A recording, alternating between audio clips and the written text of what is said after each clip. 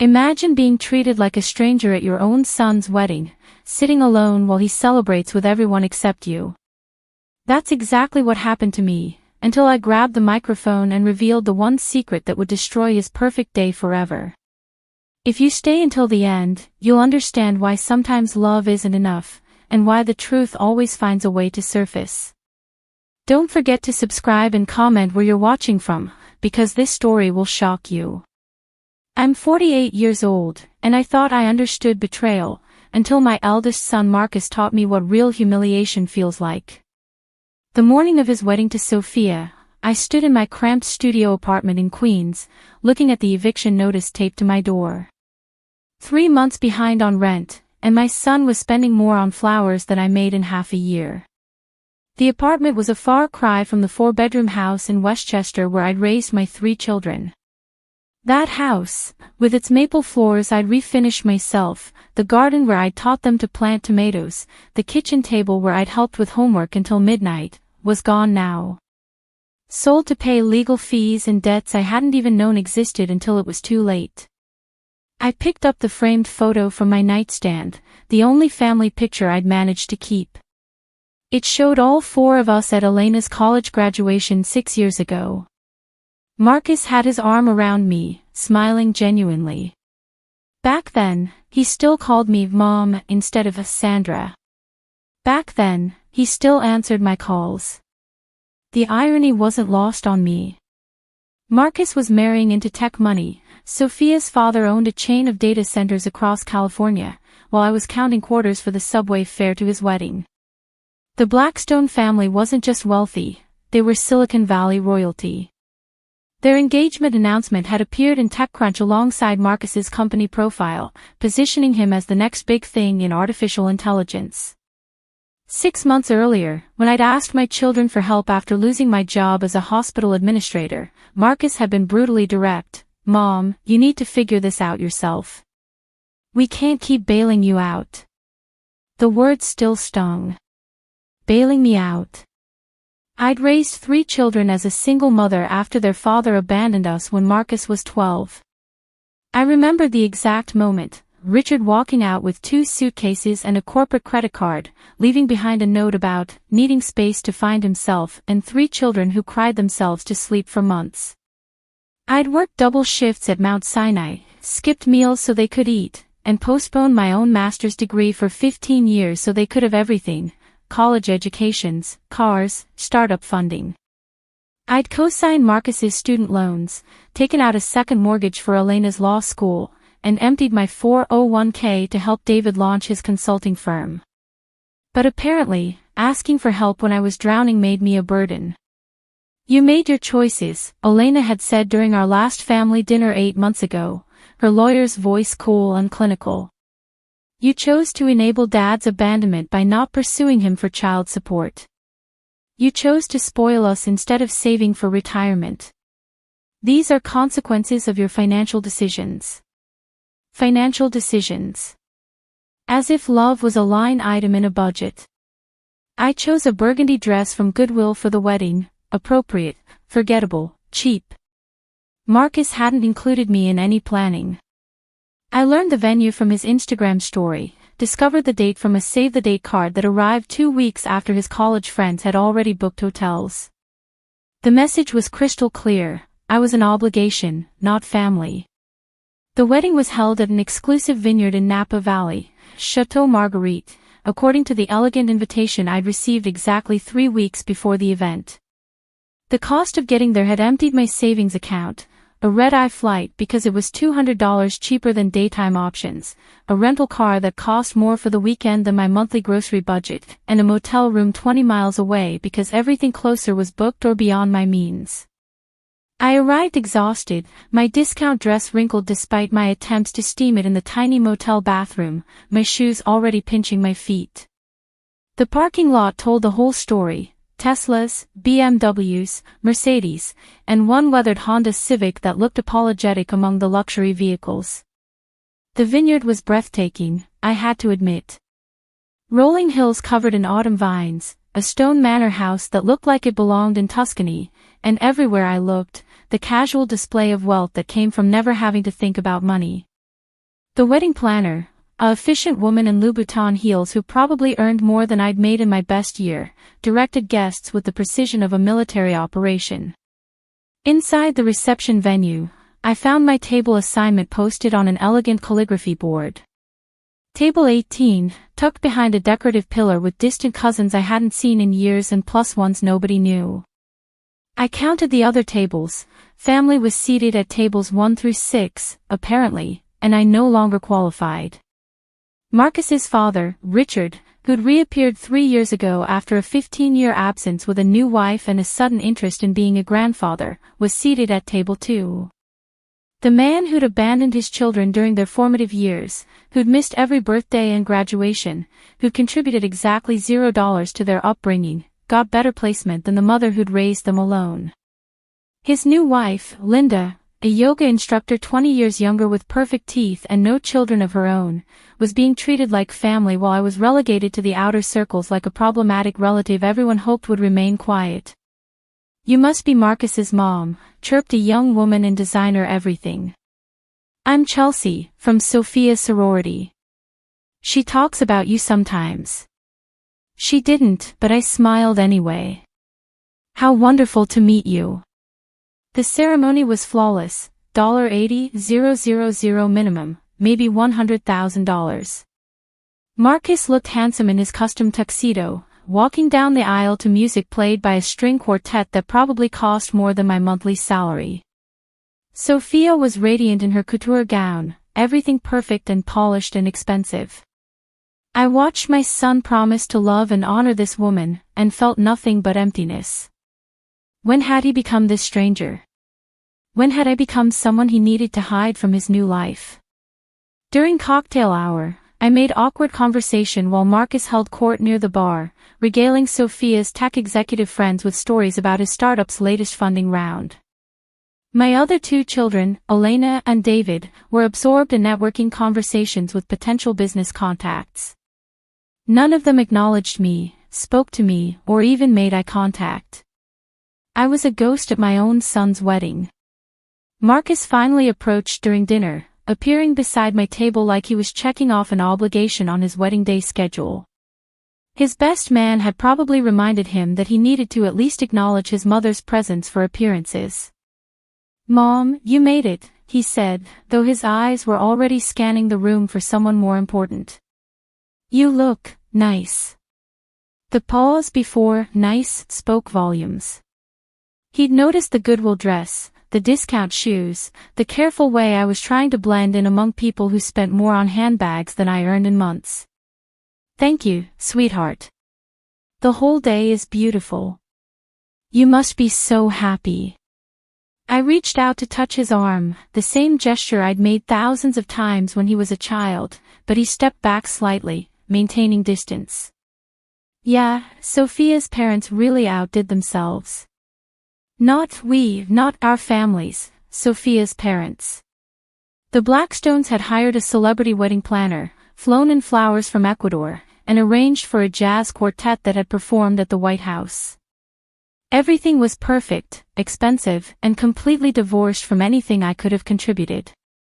"The music is lovely," I said, grasping for connection. "Remember when you used to play piano? You were so talented." "That was a long time ago," he cut me off, his tone suggesting that my memories were irrelevant nostalgia. "I should get back to the head table. We're doing speeches soon, and Sophia needs me for the logistics." I watched him glide away, his designer tuxedo perfect, his smile practiced for the important guests, his distance from me measured in more than just feet. When had my baby boy, the child who used to crawl into my bed during thunderstorms, who'd cried when I couldn't afford the expensive summer camp his friends attended, become someone who treated me like an embarrassing reminder of his humble beginnings? The speeches began after the main course. Sophia's father spoke first, welcoming Marcus into their family with warmth I hadn't felt from my own son in years. Marcus's best man shared funny college stories that made everyone laugh. Then it was time for family. Elena went first, my middle child who'd become a successful marketing executive. Her speech was polished perfection about watching Marcus grow into an amazing man, about how proud she was of his success, about how perfect he and Sophia were together. She never mentioned me, not once, even though I'd been the one driving them to soccer practice while working 2 jobs. David's speech was shorter, more focused on Marcus's business acumen and how lucky Sophia was to have found someone so driven and successful. Again, no mention of the sacrifices I'd made, the nights I'd stayed up helping with homework, the years I'd put my own life on hold for their dreams. Then Marcus stood up, champagne glass in hand, his face flushed with happiness and wine. This was his moment, his chance to acknowledge the people who'd made his success possible. I found myself leaning forward, hoping against hope that maybe, finally, he'd remember who'd actually raised him. I want to thank everyone who made this day possible, he began, his voice carrying perfectly across the hushed room. Sophia's parents, who welcomed me with open arms. My dad, who taught me about resilience and second chances. His dad. The man who disappeared when things got tough. Who'd missed every birthday, every graduation, every milestone for 15 years. And of course, Marcus continued, I want to thank the person who shaped me into the man I am today, my stepmother, Linda, who showed me what unconditional love looks like. Linda. His father's new wife of 2 years, who'd never changed a diaper, never stayed up all night with a sick child, never sacrificed a single thing for any of them. The room erupted in applause while I sat frozen, feeling like I'd been slapped. That's when I realized Marcus had done this deliberately. He'd seated me in the back, excluded me from planning, and now publicly erased me from his life story. This wasn't oversight, it was calculated cruelty. The applause died down, and Marcus raised his glass higher. To family, he said, looking directly at me with cold eyes, and to the people who truly matter.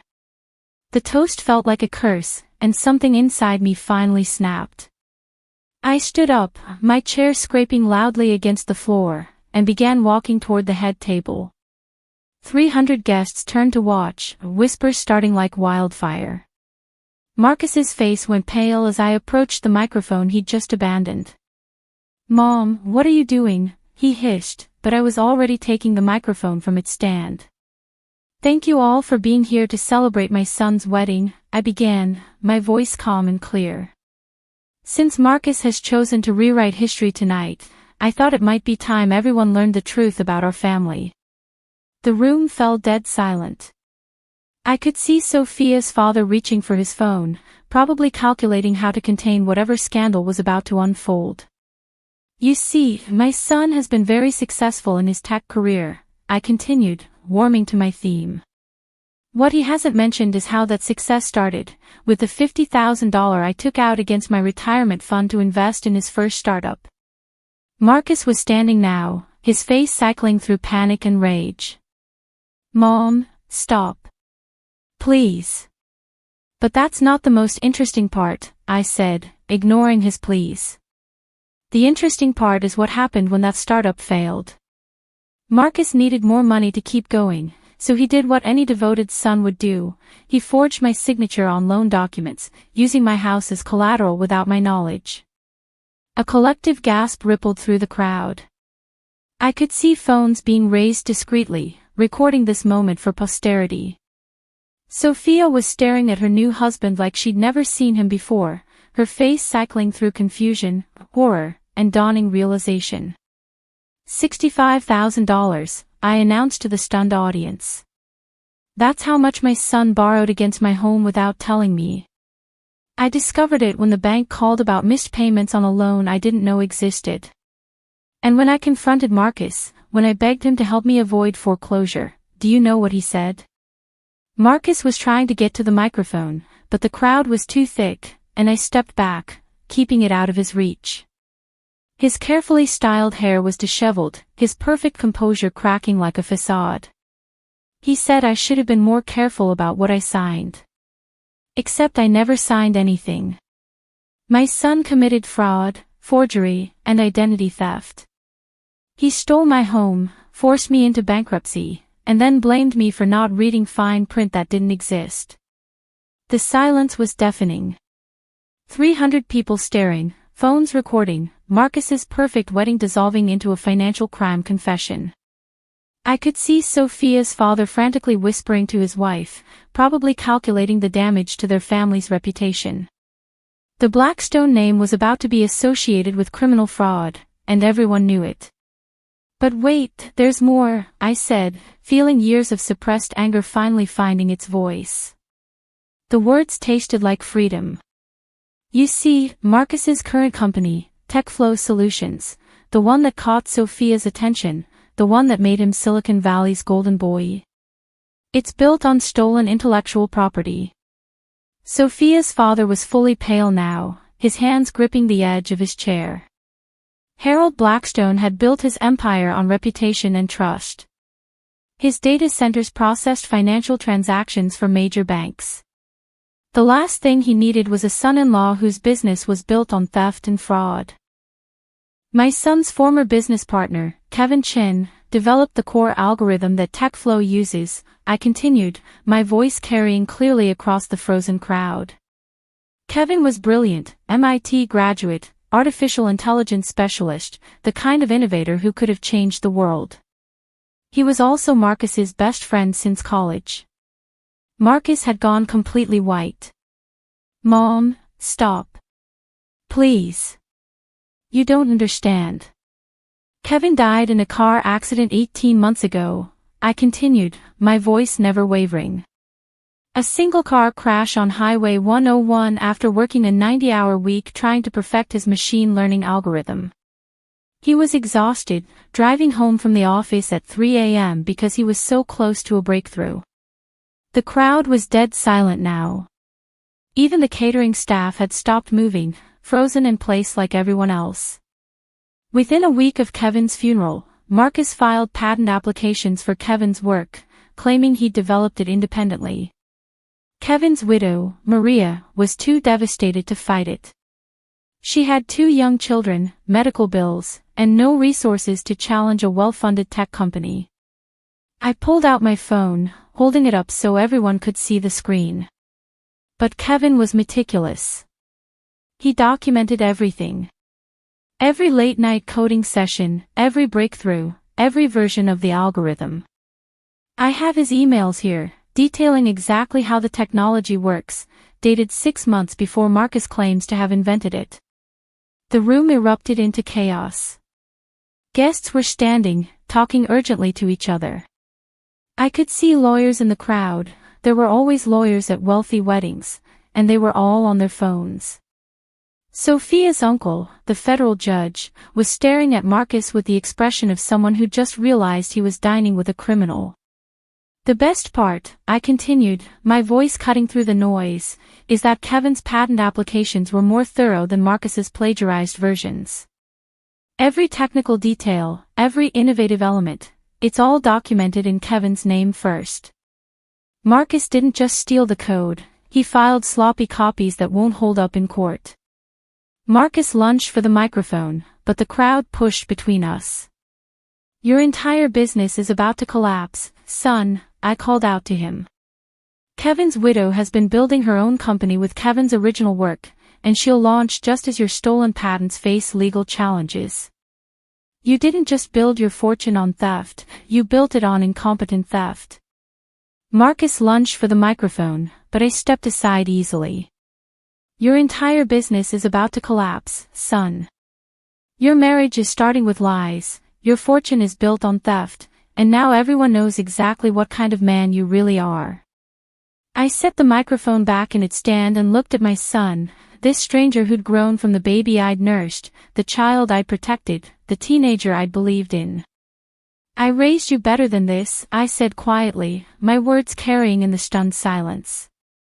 I taught you about honesty, integrity, and loyalty. Instead, you became a thief and a liar who discards the people who love him when they're no longer useful. Sophia appeared at Marcus's side, her face streaked with tears. Is it true? She whispered. Did you really steal from your own mother?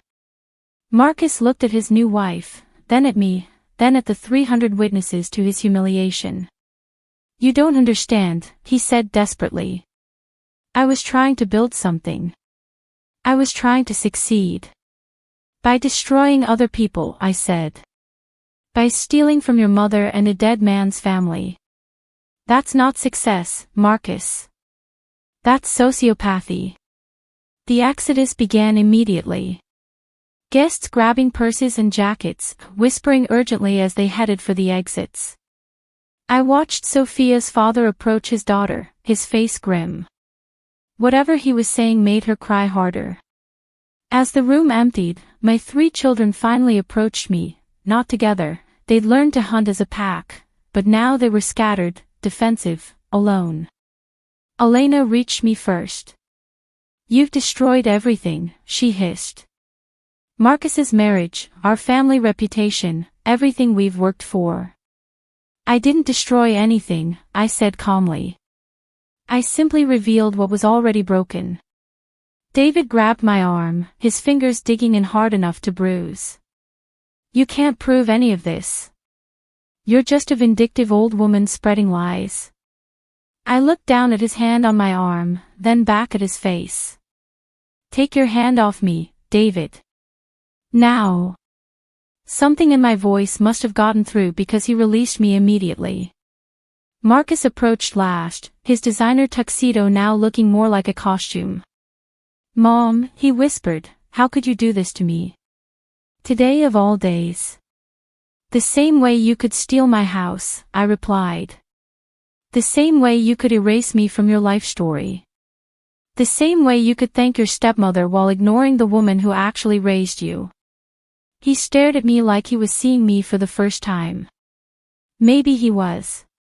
As I walked toward the exit, I heard Sophia's voice behind me, "The wedding's over. Everyone needs to leave." Her fairy tale day had become a nightmare, and while I felt no joy in her pain, I felt no guilt either. She'd married a criminal, better she learned now than after 5 years and children. The drive back to the city took 6 hours through wine country and Bay Area traffic, giving me time to process what I'd done. My phone had died somewhere near San Jose, probably for the best, given the dozens of missed calls that had been pouring in. I thought about the look on Sophia's face when she'd finally understood what kind of man she'd married. The horror in her father's eyes when he realized his business reputation was now tied to a criminal. The panic in Marcus's expression when his carefully constructed lie collapsed in front of everyone who mattered to his career. But mostly, I thought about Kevin Chin. I'd met him exactly once, at Marcus's college graduation. He'd been shy, brilliant, passionate about technology in a way that reminded me of Marcus at his best. Kevin had thanked me for raising such an innovative friend, told me how much he'd learned from Marcus's creativity and business sense. If he'd lived, they would have been partners. Marcus had the charisma and business acumen, Kevin had the technical genius. Together, they could have built something revolutionary and honest. Instead, Marcus had chosen to steal from a dead friend and exploit a grieving widow. The worst part. Marcus was genuinely talented. He didn't need to steal Kevin's work to succeed. His natural abilities, his networking skills, his understanding of market dynamics, he could have built a legitimate empire. But somewhere along the way, he decided that taking shortcuts was easier than earning success. When I finally reached my studio apartment in Queens, the eviction notice was still taped to the door, but it felt different somehow. Less like a verdict and more like the final page of a chapter one was ready to close. I called Maria Chin. It was past midnight, but I knew she'd be awake. Grief and single motherhood didn't follow normal schedules. "Mrs. Williams." Her voice was cautious. We'd been corresponding for months through lawyers, but had never spoken directly. "Maria, it's time we met in person. I have something that belongs to Kevin, and I think it's time everyone knew the truth about what happened to his work." 6 months later, I stood in a federal courthouse in Manhattan watching my eldest son led away in handcuffs. The fraud charges had been straightforward once I provided the forged loan documents and bank records I'd been collecting for years. The intellectual property theft had taken longer to prosecute, but Maria Chen's lawyers, funded by a settlement from Marcus's company, had been thorough and relentless. Marcus had aged a decade in 6 months.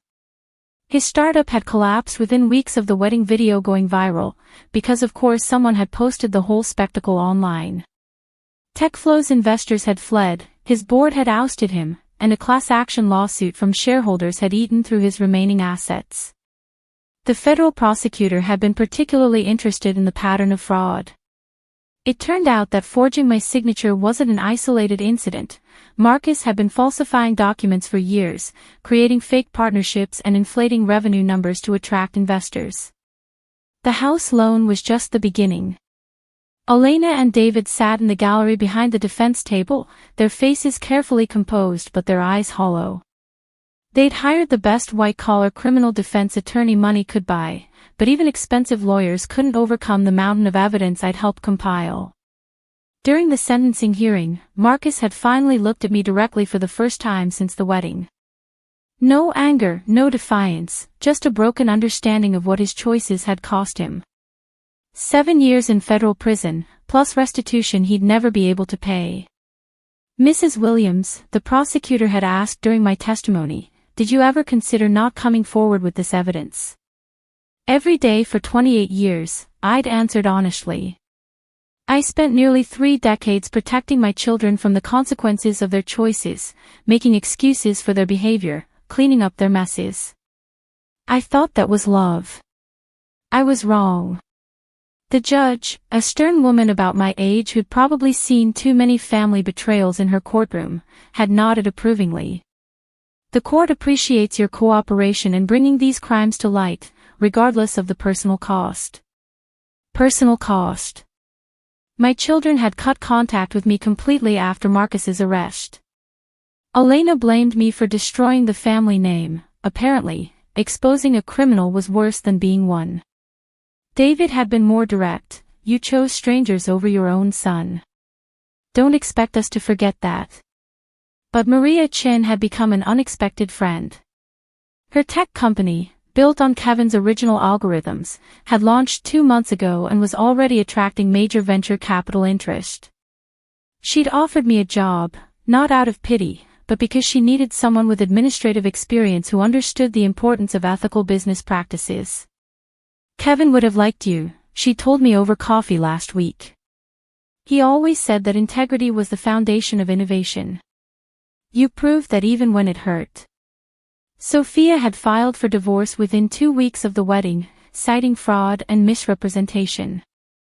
The prenup Marcus had insisted on protected her family's wealth, but it also meant she walked away with nothing from their brief marriage, not that there was anything left to take. The Blackstone family had distanced themselves completely, even changing the privacy settings on their social media accounts to avoid association with the scandal. I'd seen Sophia once, by accident, at a Starbucks in Midtown. She'd looked smaller somehow, less polished than the radiant bride I remembered. When she'd noticed me, I'd expected anger or blame. Instead, she'd approached my table hesitantly. "Mrs. Williams, I wanted to thank you." "Thank me?" I'd been genuinely surprised. "For stopping me from wasting more years with someone who saw me as a business opportunity instead of a person." She'd sat down across from me, her designer handbag resting carefully on the floor. I found emails on his laptop after the wedding. He'd researched my family's net worth, calculated the value of marrying into our business connections. He had spreadsheets, Mrs. Williams. Spreadsheets rating the financial benefits of our relationship. The revelation had hit me like a physical blow. My son hadn't just stolen money and intellectual property, he'd commoditized love itself. "I'm sorry," I'd said, meaning it. "I'm sorry he learned to see people as transactions. I don't know where I failed him." "You didn't fail him," Sophia had replied firmly. "You raised him to understand right from wrong. He chose to ignore those lessons. That's on him, not you." Now, a year later, I'd used the witness protection compensation and my testimony fees to pay off my debts and rent a small apartment in New Jersey. Nothing fancy, but it was clean, safe, and mine. I'd started working part-time at the community college, teaching business ethics to students who still believed that success and integrity could coexist. The irony wasn't lost on me, teaching other people's children the values my own son had rejected. The truth about consequences is that they're not punishment, they're education. My children had learned to lie, steal, and manipulate because I'd spent years protecting them from the results of their choices. I'd made their problems my problems, their failures my responsibility, their cruelty my burden to bear. But no more. Sometimes love means letting people face the full weight of their decisions, even when it breaks your heart. Sometimes the most loving thing you can do is step back and let the world teach the lessons you couldn't. I think about Marcus sometimes, serving his sentence for wire fraud and intellectual property theft. I wonder if he's learned anything, if he's discovered who he actually is without his stolen money and fake success. I hope so, for his sake if not mine. But I don't wait for his call, don't count the days until his release, don't plan for the reconciliation he might want someday. I've learned the difference between loving someone and being their victim, between family loyalty and self-destruction. My phone rings occasionally, numbers I don't recognize, voicemails I don't return. Elena and David trying different approaches, mutual friends urging forgiveness and healing, even Sophia once, asking if I thought Marcus could change. The answer is maybe. People can change when they face real consequences, when their lies stop working, when the people they've hurt stop cleaning up their messes. But that's his journey now, not mine. I have students to teach, a life to rebuild, and the strange new experience of sleeping peacefully at night.